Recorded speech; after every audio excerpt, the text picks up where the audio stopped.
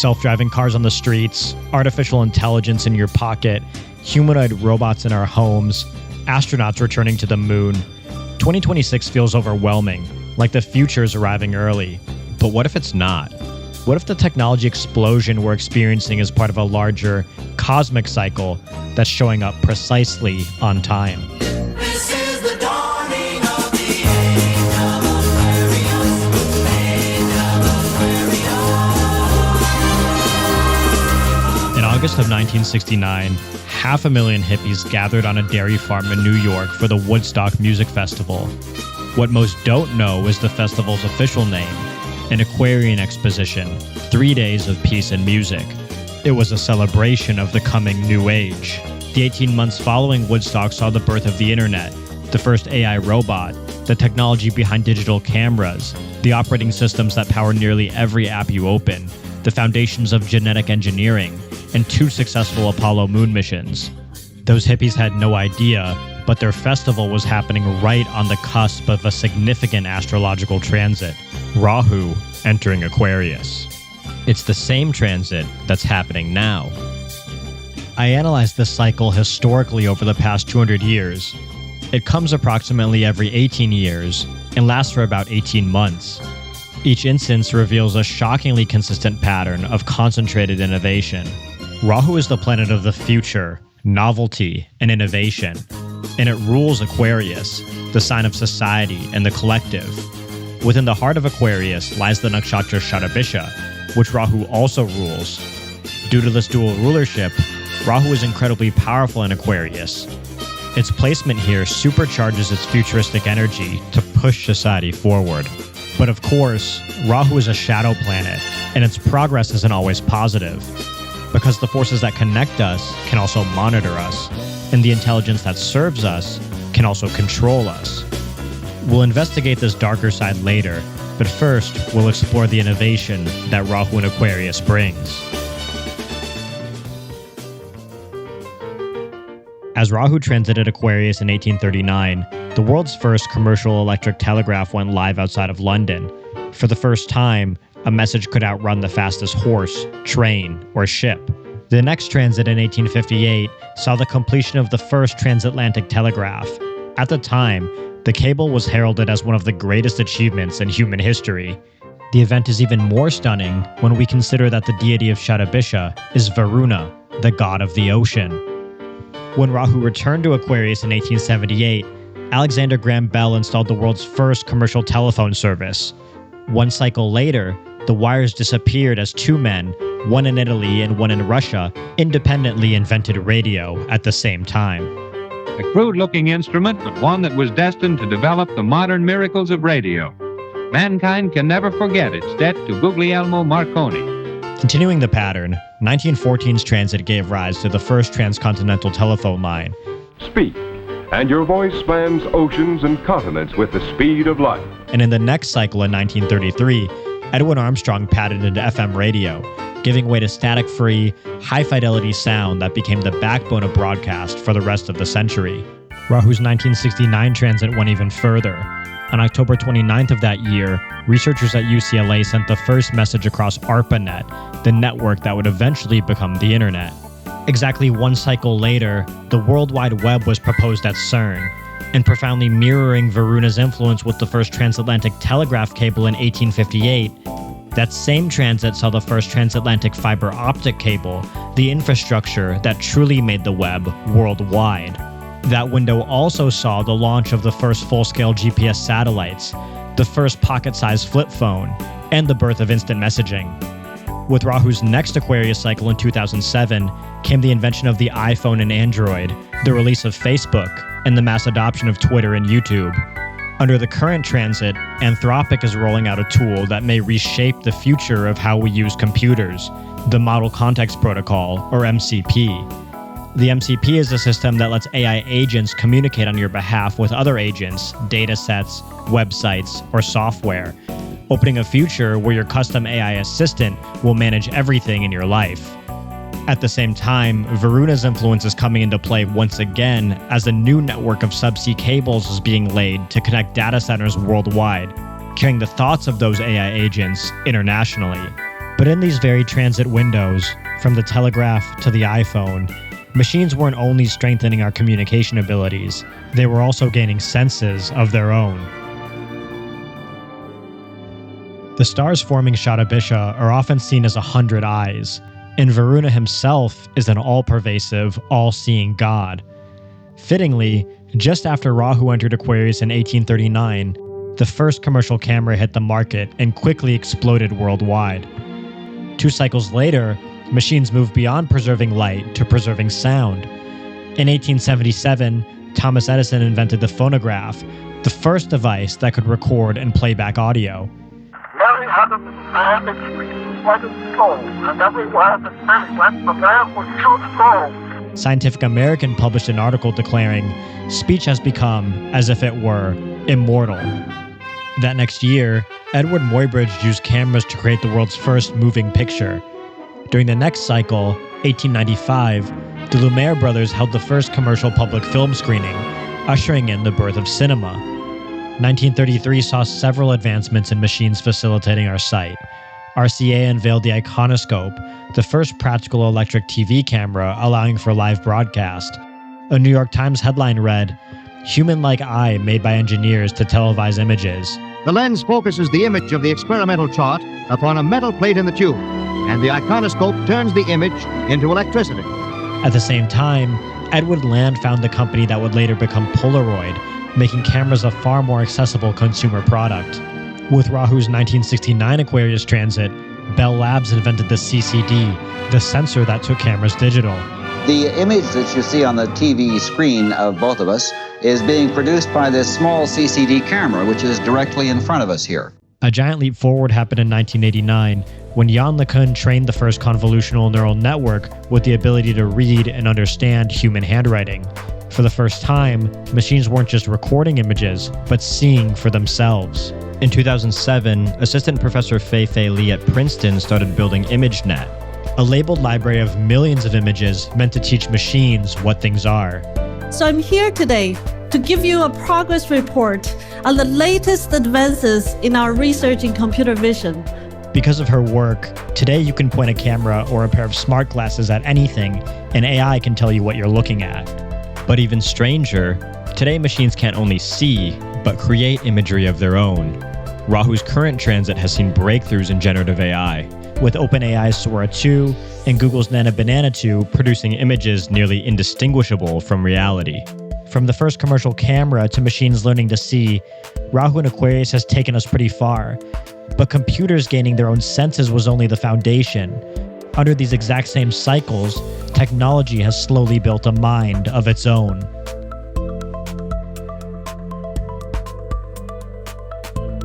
Rahu is a head with no body, representing pure, cold, calculating intelligence. Its transit through Aquarius is literally bringing about the rise of disembodied intelligence through machines. As Rahu moved through Aquarius in 1821, an English mathematician named Charles Babbage was checking astronomical tables by hand, and they were full of errors that would wreck ships and kill sailors. Exasperated, he said, "I wish to God these calculations had been executed by steam." Tinkering with gears, cogs, and cranks, he built the difference engine, a mechanical device with thousands of precision metal parts designed to automatically generate mathematical tables. It was the first automatic computing machine in history, and Charles Babbage is now known as the father of the computer. Rahu's subsequent Aquarius transits throughout the late 1800s and early 1900s saw key advancements in mathematics that laid the foundation for artificial intelligence. And in 1951, these precursors finally took shape in the first neural network. 40 vacuum tube neurons wired from a repurposed B-24 bomber autopilot, modeling a rat learning a maze. It's the architectural ancestor of every large language model. That same year saw the first true AI algorithm, a machine that could play checkers. Now here's a man playing drafts, and his opponent, a multi-million-dollar computer. During Rahu's 1989 transit, Chris Watkins at Cambridge created Q-learning, a breakthrough reinforcement learning algorithm used to train AI to make decisions by interacting with an environment through trial and error. Q-learning provided the foundation for computers to beat every Atari game, then to beat the world champions of chess and Go, and eventually to become the chatbots that dominate 2026. Rahu's next Aquarius transit in 2007 saw NVIDIA's release of CUDA. This software was a key turning point in modern AI, allowing researchers to significantly scale up their neural networks, leading to modern computer vision, speech recognition, generative AI, and more. Now, under Rahu's current transit, everything with AI is coming to a head. As of 2026, ChatGPT became the first public AI to exceed human expert-level work and jobs across a broad swath of the economy. And today, we all have access to that expert intelligence in our pockets for free. But while machines were learning to think for themselves, something arguably more profound was happening. They were also getting bodies of their own.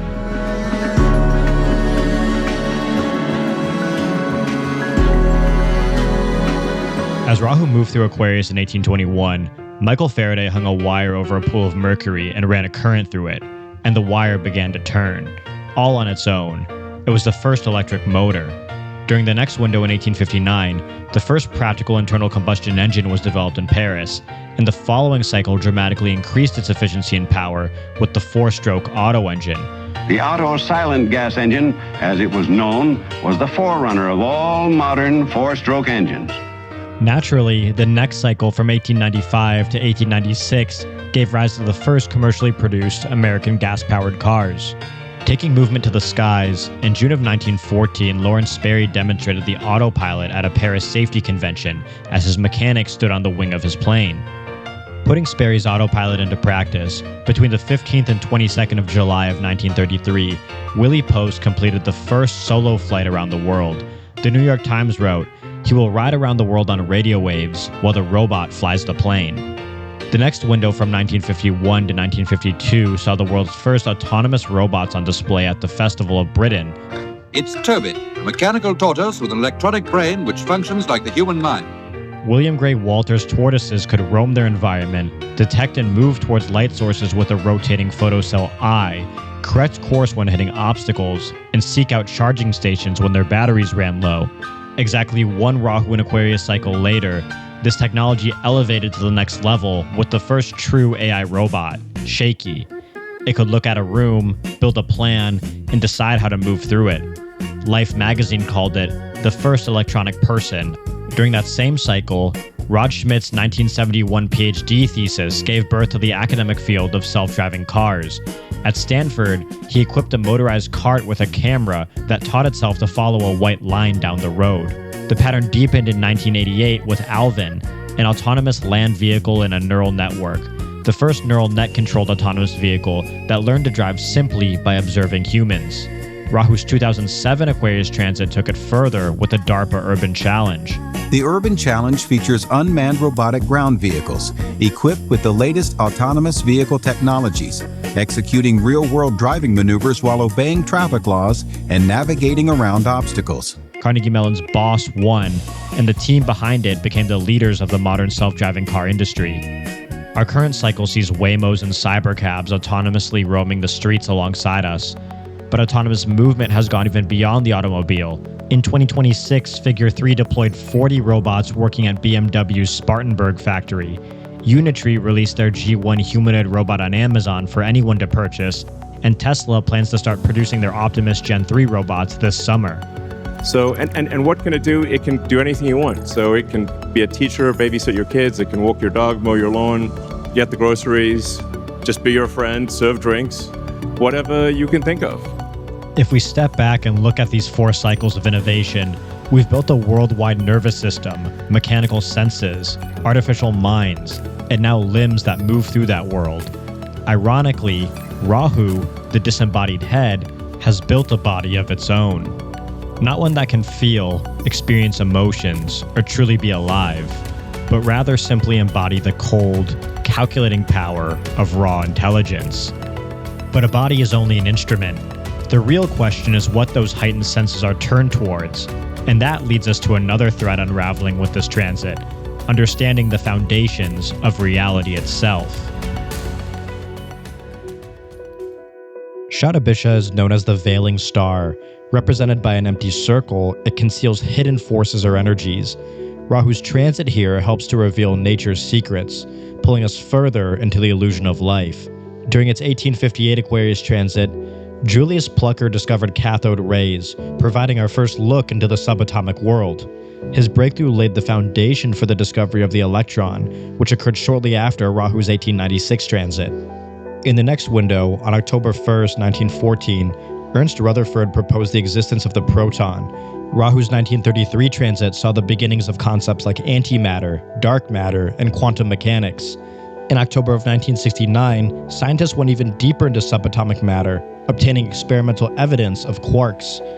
In the next 1988 cycle, David Deutsch designed the architecture every quantum computer is built on, and 2007's transit brought the first public demonstration of this technology.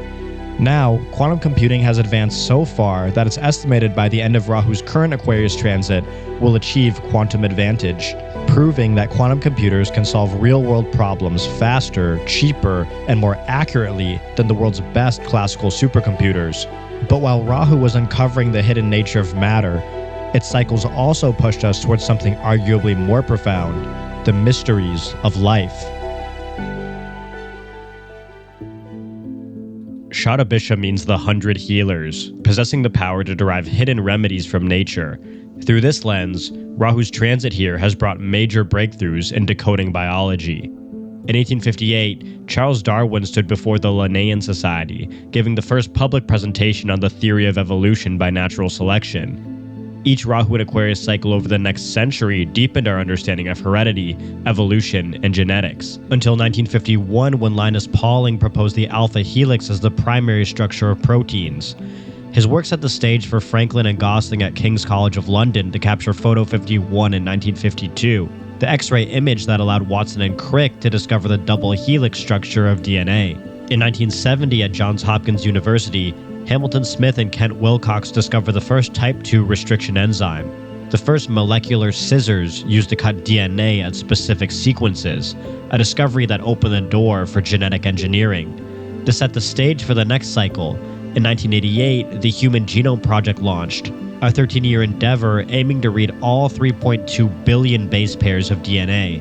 However, by the end of the Human Genome Project, scientists could read the genome, but couldn't understand it. So under our current transit, Google released Alpha Genome, an AI tool that can provide new insights into what certain genes actually do. But while Rahu was helping us understand the microcosm, its transits have simultaneously projected us into the macrocosm. Shatabisha's circle represents boundaries, and the biggest boundary of all is perhaps our own atmosphere. In 1858, Felix Natter captured the world's first aerial photograph, giving the masses their first opportunity to see Earth from above. Rahu's 1896 transit saw the Langley Aerodome No. 5, the first heavier-than aircraft that could sustain flight under its own engine, proving that mechanical flight was possible. By the 1914 cycle, we had the first scheduled commercial airline flight, Robert Goddard's patent that provided the foundation for modern rocketry, and the founding of the National Advisory Committee of Aeronautics, the predecessor to NASA. The day after Rahu entered Shatabisha in 1951, 2 dogs named Desic and Saigon became the first animals to return alive from spaceflight, and in 1952 the jet age began with the world's first commercial jet airliner, allowing humans to start regularly traveling above the clouds. If hopes are not disappointed, Britain may presently lead the world in fast air travel. Just before Rahu entered Aquarius in 1969, humans stepped foot onto the moon with the Apollo 11 mission. As the transit set in, we returned twice with Apollo 12 and Apollo 14. That cycle also saw Russia's Venera 7 land on Venus, the first soft landing and data transfer from another planet. 1989 had NASA's Magellan probe to Venus, Galileo probe to Jupiter, and the Voyager 2's closest approach to Neptune, and 2007 had similar breakthroughs. As part of Rahu's current transit, Artemis 2 returned humans to lunar space for the first time in 53 years, and NASA announced a national space policy prioritizing a moon base in a new multi-decade effort. But while Rahu in Aquarius promotes progress, it also possesses a darker side. If you felt a creeping sense of unease over the last year while watching technology expand, you aren't imagining things, you're experiencing the undertone of this transit. Shatabisha's deity, Varuna, is the ominous god of order. He's the divine judge and enforcer of the law. One of his epithets is Urusakshas, all-seeing. He's said to have spies that watch over all activities on Earth. This pervasiveness has led many to link Shadabisha to concepts like mass surveillance, propaganda, and social control. Fittingly, while all the advancements we've talked about so far represent progress in a positive sense, they also promote paranoia. Many fear the rise of an AI control grid, with cameras, cell phones, and even our own home appliances tracking our every move. Our current cycle has brought a growing collective awareness of Palantir, a company whose name derives from the all-seeing stone in Lord of the Rings, an uncanny connection to Varuna's all-seeing nature. Flock cameras are another manifestation that have come to the forefront under this transit. Since Rahu entered Aquarius, Flock now operates 100,000 cameras across 49 states, has launched drones for police forces, and even announced microphones to monitor public spaces. At the same time, satellite programs like Starshield are surveilling us even from the stars. According to the Taittiriya Brahmanad, Shadabisha's foundation above is all-embracing essence, and its foundation below is everything that exists here on Earth. This description directly alludes to every inch of the Earth being watched from the stars. Another potentially dark manifestation is how this transit strengthens the power of Rahu itself. One of Rahu's names is Mayavi, meaning magician. He's the significator of illusions. And with modern technology, you have to constantly ask yourself if what you're seeing on screen is real or fake. From deepfakes to algorithmic echo chambers, our realities have never been more subject to control. This fact can also help us understand the meaning of Rahu's name. Ra means solar, and Hu means veiled. Rahu is the one who veils the dharmic solar light. It's no wonder that many instinctively reject breakthroughs in AI, seeing them as limiting our freedom, individuality, authenticity, and truth. Thankfully, Rahu's force is just one of many in our world, and lighter energies counteract its dark influence. 53 cities across the country have ended their flock contracts. Palantir has faced substantial protests and pushback. Social media companies face lawsuits against their addictive algorithms, and states across the country are passing legislation against the deceptive use of generative AI. If dharmic forces keep pushing back, we can ensure that Varuna's power to keep order isn't hijacked by negative entities, but only used for good. We still have a few months before Rahu's current Aquarius transit ends in late December of 2026, so it'll be fascinating to see what breakthroughs are yet to come. If we extrapolate from the seeds planted in this current window, we can predict what society might look like when Rahu enters Aquarius again for the next time in 2044.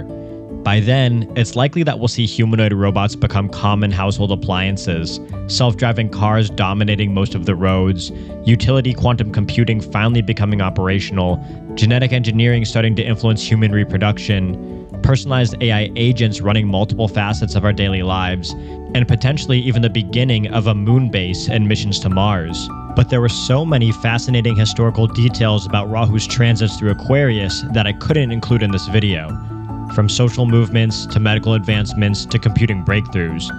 So I wrote an over 80-page ebook with the full chronological breakdown. You can find it by subscribing to my Patreon, link below. And if you want to see how Rahu and Aquarius will affect your life, I'm also including an analysis of this transit for all 12 signs on my Patreon as well. Feel free to like this video and comment any topics you'd like me to explore next. And thank you so much for watching.